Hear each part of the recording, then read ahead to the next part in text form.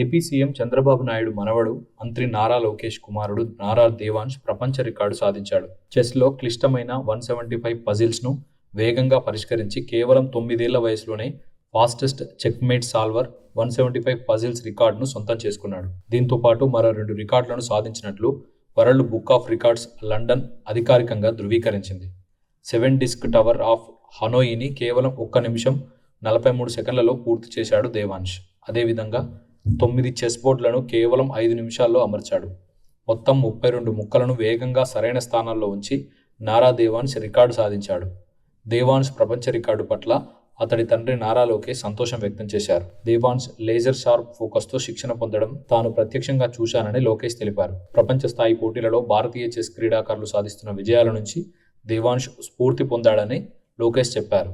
Nara దేవాంశ్కు chess పాఠాలు నేర్పిన Roy chess అకాడమీకి మంత్రి ధన్యవాదాలు తెలియజేశారు.